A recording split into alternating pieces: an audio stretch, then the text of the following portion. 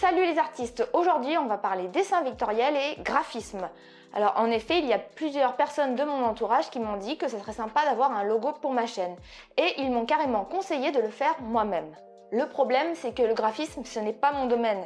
Et il y a beaucoup de personnes qui ne se rendent pas compte qu'entre faire une illustration et faire un logo, il y a énormément de différences. Cela ne demande pas du tout les mêmes compétences. Et puis finalement, assez récemment, complètement par hasard, je suis tombée sur une chaîne YouTube sur le graphisme qui m'a beaucoup intéressée et après avoir regardé pas mal de ses vidéos, ça m'a donné envie de me lancer. Du coup, j'ai eu envie de partager avec vous cette nouvelle expérience et dans cette vidéo, je vais vous présenter les différentes étapes par lesquelles je suis passée avant d'arriver au résultat final. Vous êtes prêts pour découvrir le graphisme? Alors c'est parti!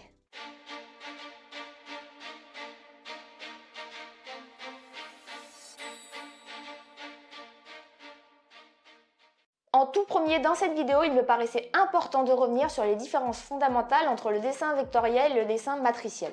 Alors en premier, il y a les images matricielles qui sont composées de petits points qu'on appelle pixels.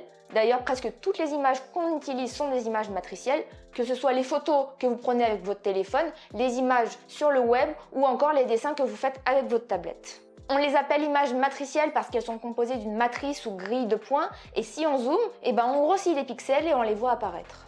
Le dessin matriciel est principalement utilisé par les illustrateurs parce que c'est ce qui permet le plus de se rapprocher du dessin classique. Et c'est très certainement ce que vous faites aussi, que vous utilisiez Photoshop, Clip Studio Paint ou encore Procreate. Maintenant parlons du dessin vectoriel qui, comme son nom l'indique, est composé de vecteurs.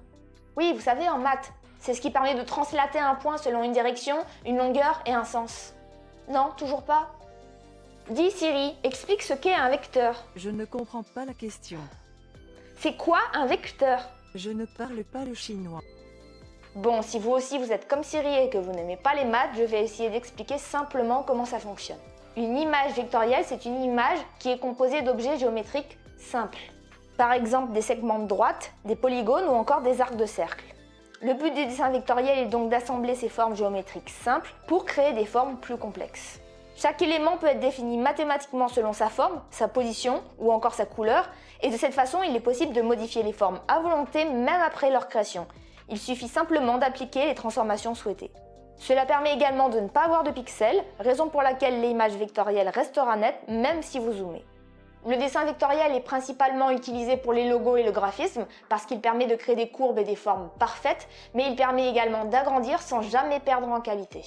Bien évidemment, il y a des exceptions et il existe certains artistes qui utilisent le dessin vectoriel pour faire des illustrations assez complexes. Par exemple, je vous invite à aller voir sur internet les illustrations de Charlie Adam que j'apprécie énormément. Comme logiciel de dessin vectoriel, on peut bien évidemment citer Illustrator ou encore GIMP ou Inkscape ou alors Affinity Designer qui est celui que j'ai utilisé pour faire mon logo. Il est important de comprendre la différence fondamentale entre les deux méthodes parce que du coup leur prise en main est complètement différente, mais dans leur objectif final, elles ne sont pas si éloignées et elles peuvent parfaitement se compléter. En tant qu'artiste numérique, plus vous maîtrisez d'outils, plus il vous sera facile d'évoluer et de progresser. Du coup, si vous avez le temps, et surtout l'envie bien évidemment, je vous conseille vraiment d'aller explorer les possibilités du dessin vectoriel. Maintenant, rentrons dans le vif du sujet. Comme je l'ai dit au tout début, j'ai eu l'occasion de regarder plusieurs vidéos sur le graphisme, et voilà les 3 choses les plus importantes que j'ai pu retenir concernant la création d'un logo. En premier, un logo, ce n'est pas que un visuel. Bien évidemment, il doit être esthétique, mais il faut aller plus loin que ça. Il faut une idée, un concept ou une symbolique derrière. C'est vraiment ce qui va vous permettre de lui donner une identité et du caractère.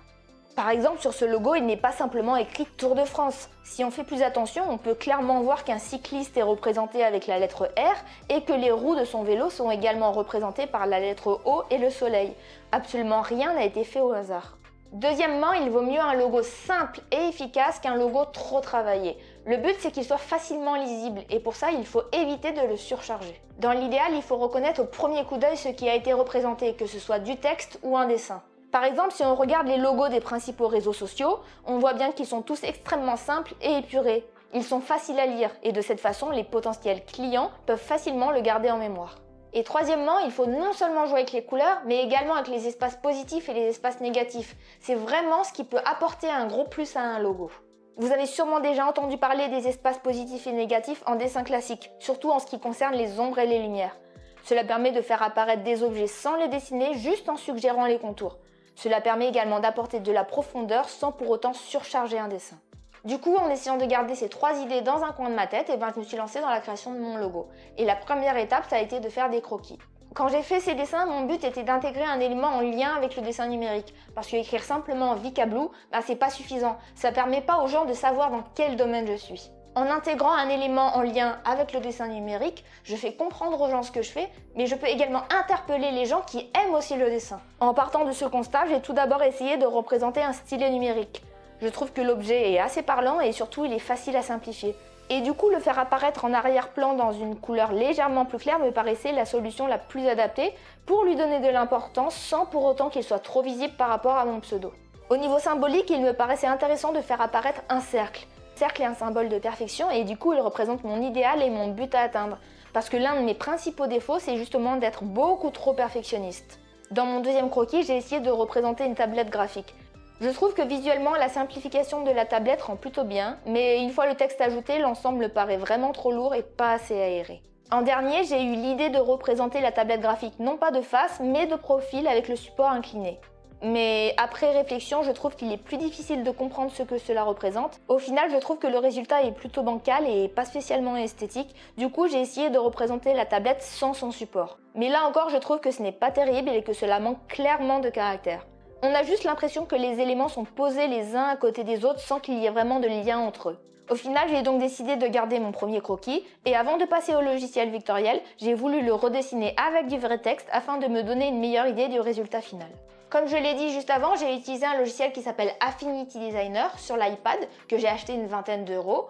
C'est un logiciel qui est très complet et l'un de ses gros points forts, c'est la possibilité de passer du dessin vectoriel au dessin matriciel en un seul clic. Ce que j'apprécie aussi beaucoup dans ce logiciel, c'est qu'il a une interface très simple et très épurée, mais qu'il propose quand même des fonctions très poussées. Bien évidemment, c'est un logiciel que je ne maîtrise pas encore très bien et j'ai surtout appris en regardant des vidéos sur internet et principalement sur leur site web qui propose de nombreux tutoriels. Faire du dessin vectoriel, c'est très différent que le dessin classique. Il faut savoir à l'avance comment on va décomposer son image en forme géométrique, mais il faut savoir également dans quel ordre on va créer ces formes et les superposer.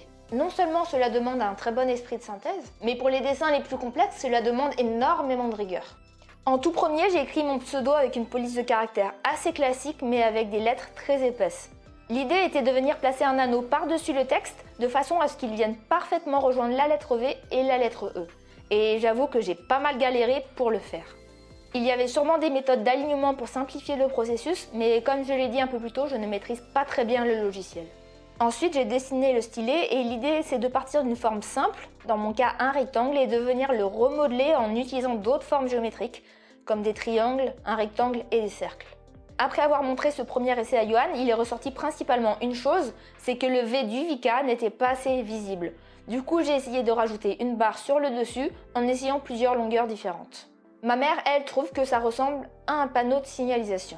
Du coup, suite à ces deux constats, j'ai essayé de faire une deuxième version du logo, dans laquelle je ne garde que le demi-cercle du haut pour donner un aspect moins rond.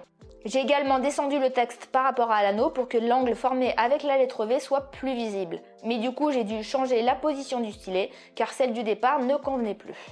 J'ai notamment essayé de placer la pointe du stylet sur le i, mais cela ne m'a pas convaincue. Après plusieurs essais, j'ai finalement placé le stylet en diagonale au-dessus du texte. Pour finir, pour apporter un peu de profondeur, j'ai fait en sorte que le stylet passe sous l'anneau en bas et par-dessus l'anneau en haut.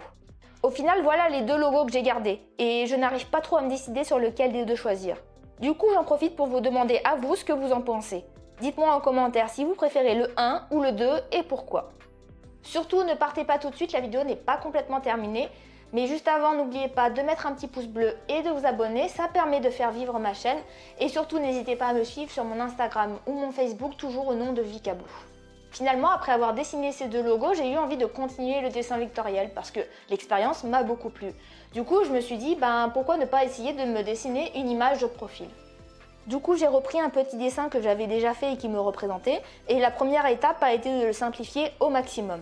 J'ai supprimé une grande partie des ombres sur le visage et j'ai énormément simplifié les cheveux et le sweatshirt. Savoir simplifier un dessin avec un minimum d'ombre et de lumière, c'est également un très bon exercice à faire en dessin classique. Cela demande d'être capable de synthétiser son image pour garder les traits les plus importants. Une fois que j'étais satisfaite du résultat, j'ai importé mon dessin dans Affinity Designer, j'ai baissé son opacité et j'ai retracé les différentes formes sur des nouveaux calques. j'ai principalement utilisé un outil qui s'appelle Plume, qui permet de remplir directement la forme qu'on vient de créer.